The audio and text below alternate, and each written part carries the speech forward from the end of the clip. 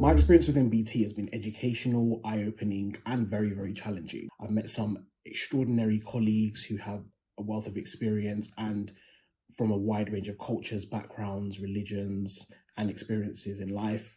And I've also been challenged to push the boundaries in my everyday life, professionally and personally. And that's helped me grow so much as a person. I started my own podcast in around summer 2020.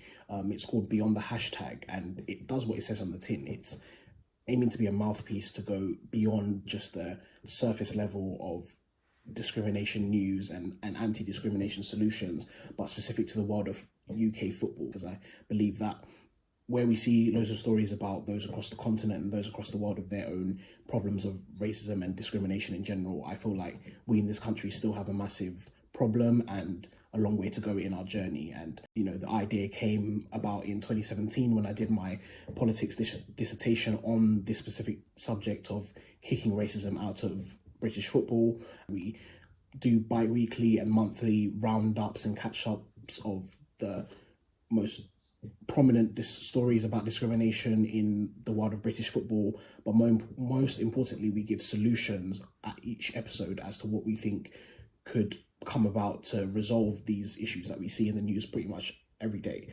And it ranges from the highest stories of people like Raheem Sterling and Marcus Rashford, those who play for England, down to all the way grassroots level and the stories that you might not necessarily hear about on the main news channels. So we hope to be a mouthpiece for those who don't consistently hear about stories to do with discrimination.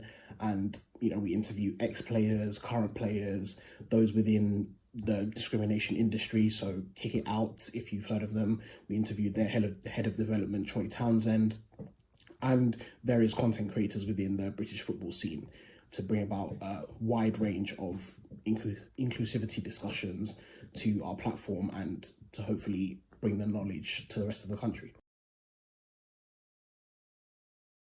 And based on some of the experiences that I've had with race and those experiences I've heard from other people, we can definitely do more to check on our colleagues when high-profile news incidents regarding race and discrimination come about. I think back to the George Floyd incident of 2020 and various incidents of racism that come up in the news affect certain groups of people so deeply, and sometimes it's hard to focus on work when you want to know key updates about what's happening on these stories, throughout the day. It's hard to remove yourself from that because you're so emotionally invested, because that's your natural state and you're seeing people who look like you suffering in a particular way. And that's not just Black people, that's to do with women who are oppressed, that's to do with certain religious groups that are oppressed. It affects each of us deeply in a different way. So check on your colleagues if you do hear something like that in the news. We can also learn from those experiences, and we can also listen when people do call things out.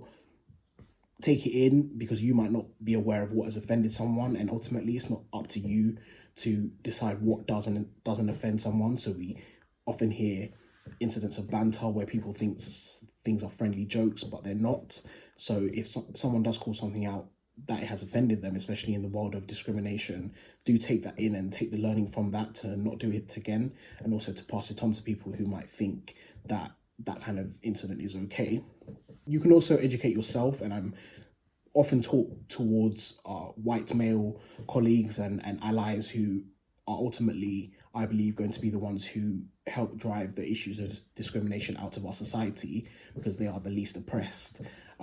Educate yourself and don't rely on the experiences of your ethnic minority colleagues, your fellow women in the BT teams. Don't rely on their specific experiences, because those who are oppressed should not have to relive their experiences for your benefit. The educational books, articles, everything is out there for you to educate yourself. So you can ask specific questions here and there, but do the research yourself before you come to those people who are oppressed for their opinions and their thoughts.